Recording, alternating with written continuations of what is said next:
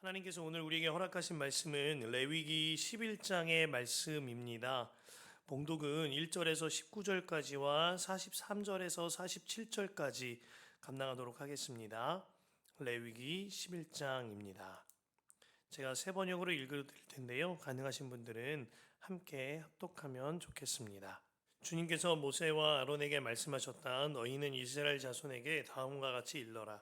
땅에서 사는 모든 짐승 가운데서 너희가 먹을 수 있는 동물은 다음과 같다. 짐승 가운데서 굽이 갈라진 쪽발이면서 새김질도 하는 짐승은 모두 너희가 먹을 수 있다. 새김질을 하거나 굽이 두 축으로 갈라졌더라도 다음과 같은 것은 너희가 먹지 못한다. 낙타는 새김질을 하지만 굽이 갈라지지 않았으므로 너희에게는 부정한 것이다. 오소리도 새김질은 하지만 굽이 갈라지지 않았으므로 너희에게는 부정한 것이다. 토끼도 새김질은 하지만 굽이 갈라지지 않았으므로 너희에게는 부정한 것이다. 돼지는 굽이 두 쪽으로 갈라진 쪽발이기는 하지만 새김질을 하지 않으므로 너희에게는 부정한 것이다. 너희는 이런 짐승의 고기는 먹지 말고 그것들의 주검도 만지지 말아라. 이것들은 너희에게는 부정한 것이다. 물에서 사는 모든 것 가운데서 지느러미가 있고 비늘이 있는 물고기는 바다에서 사는 것이든지 강에서 사는 것이든지 무엇이든지 너희가 먹을 수 있다. 그러나 물속에서 우글거리는 고깃대나 물속에서 살고 있는 모든 동물 가운데서 지느러미가 없고 비늘이 없는 것은 바다에서 살든지 강에서 살든지 모두 너희가 피해야 한다. 이런 것은 너희가 피해야 할 것이므로 너희는 그 고기를 먹어서는 안 된다. 너희는 그것들의 주검도 피해야만 한다. 물에서 사는 것 가운데서 지느러미가 없고 비늘이 없는 것은 모두 너희가 피해야 한다. 새 가운데서 너희가 피해야 할 것은 다음과 같다. 곧 너희가 먹지 않고 피해야 할 것은 독수리와 수염수리와 물수리와 검은 수리개와 각종 붉은 수리개와 각종 모든 까마귀와 타조와 올빼미와 갈매기와 각종 매와 부엉이와 가마우지와 따오기와 백조와 펠리컨과 흰물고기와 고니와 각종 푸른 해오라기와 오디새와 박쥐이다. 43절에서부터 47절입니다. 너희는 기어다니는 어떤 길짐승에든 다 너희 자신을 꺼려야 할 사람이 되게 하여서는 안 된다. 너희는 그런 것으로 자신을 더럽혀서 부정을 타게서는 안 된다. 그것들이 너희를 더럽히지 못하도록 하여라. 나는 주 너의 하나님이다. 그러므로 너희는 몸을 구별하여 바쳐서 거룩한 사람이 되어야 한다. 내가 거룩하니 너희도 거룩하게 되어야 한다. 땅에 기어다니는 어떤 길짐승 때문에 너희가 자신을 부정하게 하여서는 안 된다. 나는 너희 하나님이 되려고 너희를 이집트 땅에서 데리고 나온 주다. 내가 거룩하니 너희도 거룩하게 되어야 한다. 위에서 말한 것은 짐승과 새와 물속에서 우글거리는 모든 고깃대와 땅에 기어다니는 모든 것에 관한 규례다. 이것은 부정한 것과 정한 것을 구별하고 먹을 수 있는 동물과 먹을 수 없는 동물을 구별하려고 만든 규례다. 아멘. 하나님의 말씀입니다.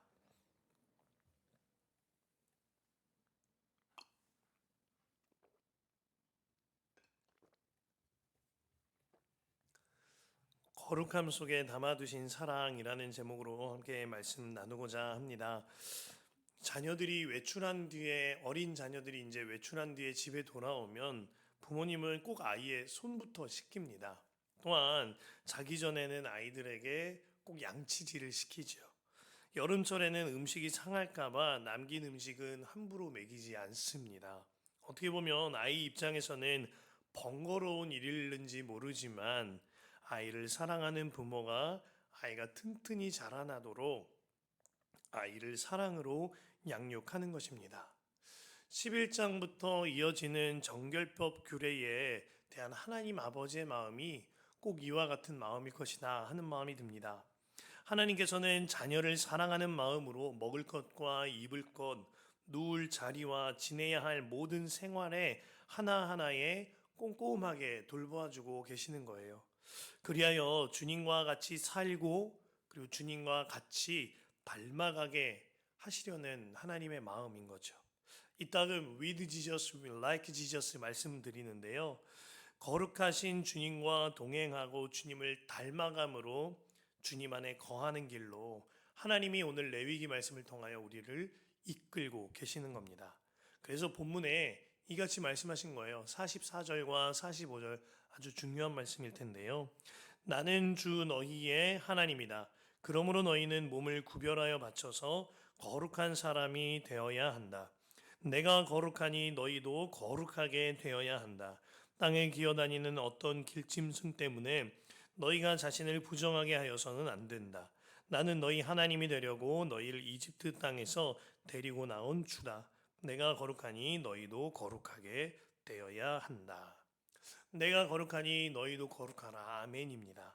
이 말씀처럼 주님께서는 정결법 규례를 통하여서 지옥 같은 삶을 살던 백성들에게 하나님의 나라 백성으로 사는 법을 알려주고 계신 거예요. 저는 오늘 본문을 통하여 거룩함 속에 담긴 하나님의 사랑을 붙잡게 됩니다. 혹자는 그렇게 전능하시고 위대하신 하나님께서 뭐 이렇게 먹는 것 하나, 누울 것 하나, 하나하나 세밀하게 신경을 쓰셔야 하나 하실지도 모르겠습니다. 혹은 백성들에게 이렇게까지 세밀하게 규례를 정하심으로 말미암아 왜 이렇게 백성들을 귀찮게 하시나 하시는 분들도 계십니다. 하지만 이 당시 백성들이 놓였던 처지를 우리가 이해하면서 읽을 필요가 있습니다. 그들은 평생을 노예로 살다가 이제 노예에서 해방되어 하나님의 나라로 이끌림 받는 자들입니다. 그들에게는요, 가이드라인 없는 인생이란 상상해 본 적 없는 인생이에요. 재앙과 같이 느껴질 겁니다. 그래서요, 인격적인 하나님께서는 잘못된 가이드라인에 사로잡힌 그들에게 그들의 이전에 묶였던 올무와 포성줄을 풀어버리고 하나님의 법을 하나하나 알려주시면서 주의 길로 이끌고 계셔 주시는 겁니다. 또한 그들이 이제 마주해야 할 땅은 가나안이에요. 가나안에는 인신제사를 비롯한 음란하고 악한 우상들이 차고 넘치는 땅이었습니다. 그곳의 민족의 사람들과 함께 먹고 어울리고 마시게 되면 이스라엘 민족들 또한 금세 물들어 버릴 것이 뻔연하였습니다. 그래서 하나님께서 백성을 철저히 구별시키셔서 지키시고자 이렇게 정결법을 나열하고 계신 겁니다. 그래서 오늘 말씀은요, 거룩함 속에 담아두신 사랑이 맞는 거죠. 예방주사를 맞을 때요, 아픕니다. 예방주사는 아프지만 번거롭지만 꼭 맞아야 되죠. 이를 맞추는 부모는 아이를 골탕 먹이려고 하는 것이 아니라 아이가 강건해질 수 있도록 아이를 사랑하여서 병원에 데려가는 수고로움과 그곳에서 팔을 걷고 이 주사를 맞추는 모든 과정을 거치는 겁니다. 이처럼 하나님의 정결법은 하나님의 백성들을 향한 예방주사처럼 아프지만 번거롭지만 하나님의 사랑으로 그들에게 예방주사 놔주시는 겁니다. 그 중에 오늘 첫 번째로 먹거리에 대하여 거룩하라고 말씀하세요. 육지에 사는 고기류 중에 굽이 갈라져 쪽발이 되고 새김질하는 짐승만을 먹으라고 하셨습니다. 어류 중에서는 비늘과 지느러미가 있는 것만 먹으라 하십니다. 그리고 나는 새들 중에서 먹지 말아야 할 것들과 네 발 달린 벌레 종류는 아예 먹지 말라고 하고 계십니다. 첨언하자면 우리 코로나19 때 우리의 이목을 좀 집중시키는 말씀이 있는데 코로나19 팬데믹 당시에 박쥐로부터 코로나균이 우리에게 전염되었다는 이야기가 잘 알려져 있는데 말씀에 보면 박쥐를 먹지 말라고 하셨어요. 이런 것들이 우리의 이목을 끌기도 합니다. 자, 이처럼 하나님께서는 가장 먼저 먹는 것을 다루시는데 그 이유는 먹는 것이 인간의 가장 원초적이고도 본성적이거며 꼭 필요한 것이기 때문입니다. 옛날 교회 어른들이 아이들이 밥 먹는데 잘 안 먹으려고 그러면 교회 권사님들, 장로님들이 이런 말씀 많이 하셨어요. 야, 너 이거 다 안 먹으면 천국 못 간다. 천국 앞에서 이거 다 먹고 들어가야 돼. 이런 말씀 하셨어요. 그때 종종 이제 조금 명석한 아이들이 그런 말을 하죠. 그럼요, 권사님, 저는 맛있는 것만 조금씩 남길게요. 천국문 들어가기 전에 뷔페처럼 많이 먹고 들어갈 거니까요. 그러면은 권사님들은 항상 한 수 위세요.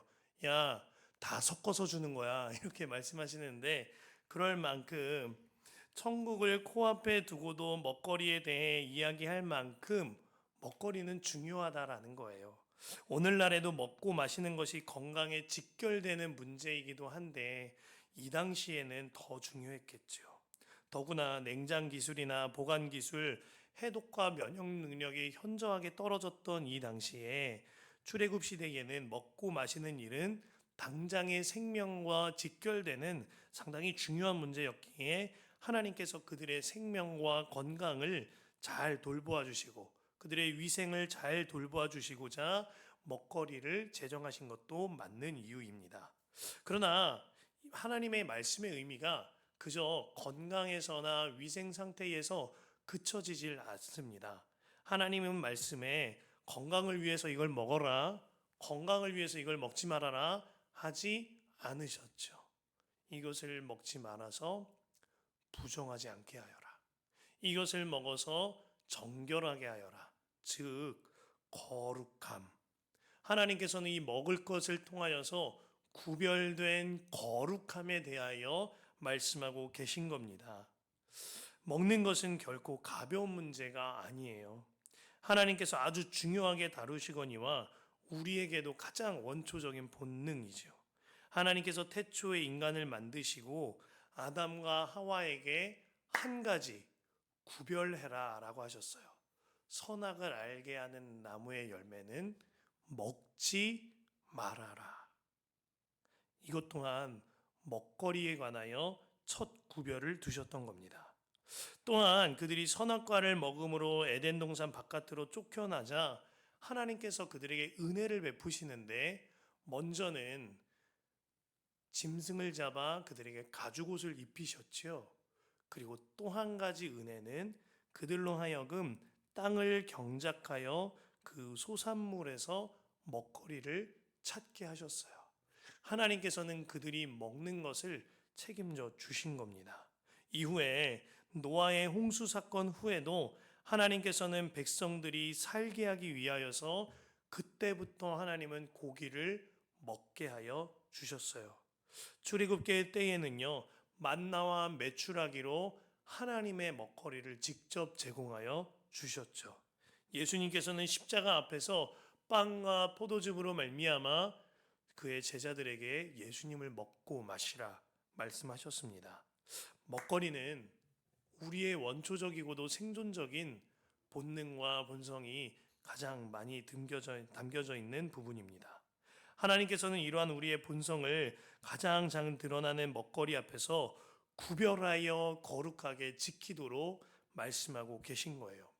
고린도전서 10장 31절 그러므로 여러분은 먹든지 마시든지 무슨 일을 하든지 모든 것을 하나님의 영광을 위하여 하십시오 하셨습니다.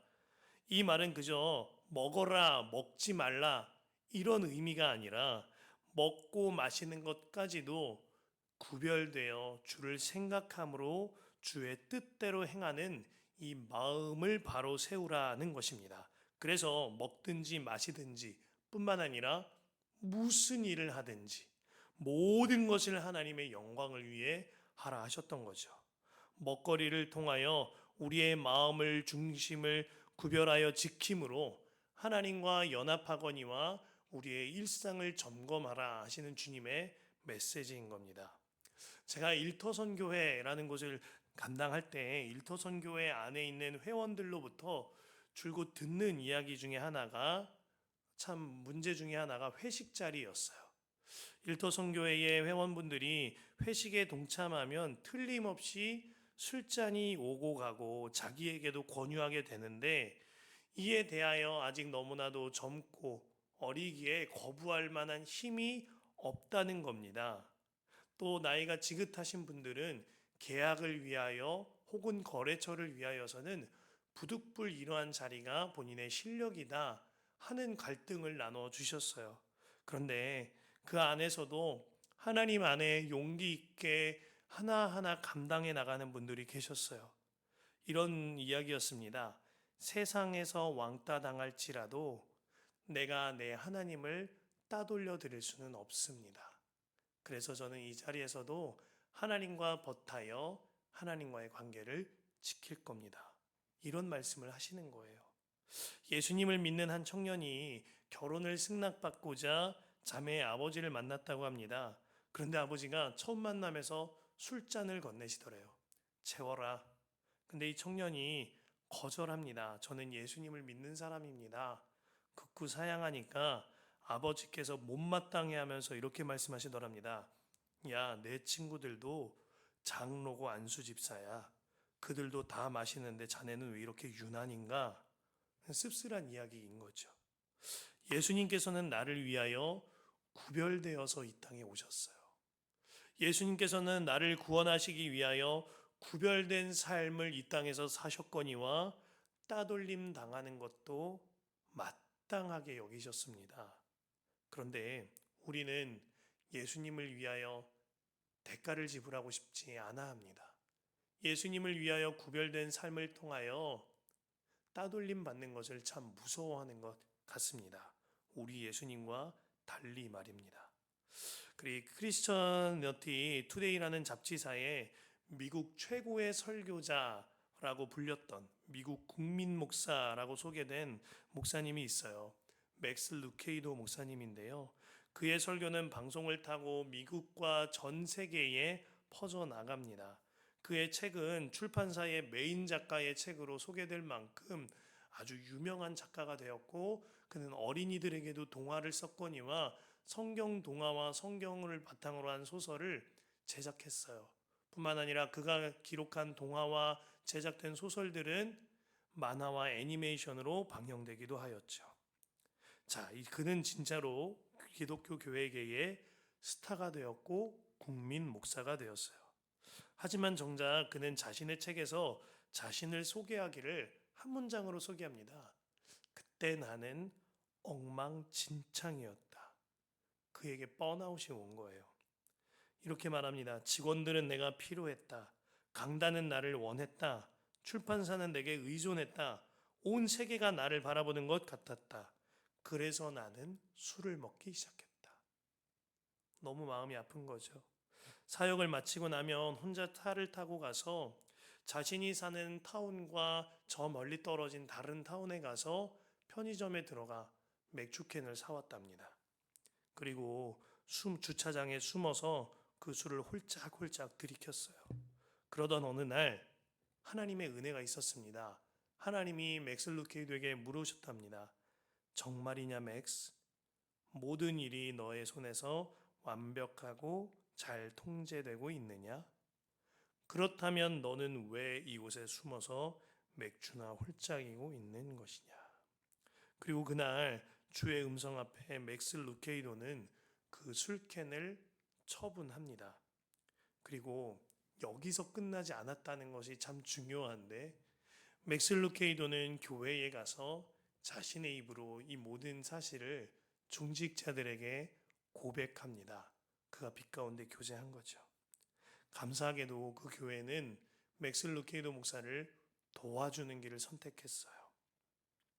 그를 위하여서 진심으로 기도해 주었고, 그가 다시 회복할 수 있도록 여러 가지 계획들을 짜서 그의 회복을 도와주었습니다. 뿐만 아니라 이 일로 인하여서 맥스 루케이도는 같은 문제를 겪는 성도들을 향하여 상담자가 될 수 있었노라고 이야기하는 것을 들었습니다. 고린도전서 10장 31절 다시 한번 읽어드릴게요. 그러므로 여러분은 먹든지 마시든지 무슨 일을 하든지 모든 것을 하나님의 영광을 위하여 하십시오. 맥스 루케이도는 먹든지 마시든지가 주님의 영광으로 돌이켜진 거예요. 또 한 가지 그의 교회와 중직자들은 무슨 일을 하든지 모든 것을 하나님의 영광으로 하는 삶을 그 공동체가 살아내 준 것입니다. 나의 먹거리 앞에서 또한 나의 모든 문제 앞에서 판단과 정죄가 아니라 주의 영광을 위하여 서로 세워지게 된 것이죠. 예수님께서 이같이 말씀하셨습니다. 마태복음 15장 18절에서 20절인데요. 그러나 입에서 나오는 것들은 마음에서 나오는데 그것들이 사람을 더럽힌다. 마음에서 악한 생각들이 나온다. 곧 살인과 간음과 음행과 도둑질과 거짓 증언과 비방이다. 이런 것들이 사람을 더럽힌다. 그러나 손을 씻지 않고서 먹는 것은 사람을 더럽히지 않는다. 내 입에 들어가는 것만큼 구별되어야 하는 문제 중 하나가 내 입 밖으로 나오는 나의 판단과 정죄와 나의 언어라는 것입니다. 중요한 것은 내 입에 들어감과 내 입 밖으로 나가는 모든 것의 근원은 우리의 마음이라는 거죠. 오늘 말씀을 통하여 단순히 이건 먹지 마십시오, 이거 먹으십시오, 이 정도 교훈 차원에서 맞춰질 문제가 아니라는 겁니다. 레위기 11장은 먹거리 앞에서 우리의 마음을 점검하여 주님 앞에 구별된 삶을 살라 하시는 하나님의 메시지인 거예요. 여러분, 주님께서는 거룩함 속에 담아두신 사랑을 레위기에서 연속적으로 말씀하고 계세요. 레위기 19장 1절과 2절에 여호와께서 모세에게 말씀하여 이르시되 너는 이스라엘 자손의 온 회중에게 말하여 이르라 너희는 거룩하라 이는 나 여호와 너의 하나님이 거룩함이니라. 또 레위기 20장 6절에서 8절에 접신한 자와 박수무당을 음란하게 따르는 자에게 내가 진노하여 그를 그의 백성 중에서 끊으리니 너희는 스스로 깨끗하게 하여 거룩할지어다. 나는 너희의 하나님 여호와이니라. 너희는 내 규례를 지켜 행하라. 나는 너희를 거룩하게 하는 여호와이니라. 거룩함으로 주를 사랑하고 또한 주님께 사랑을 받으며 주와 같이 살아가고 주와 같이 닮아가는 삶, 이 역사가 저와 여러분들의 일상에 일어나게 되시기를, 모든 삶의 현장에 이루어지시기를 간절히 축복합니다.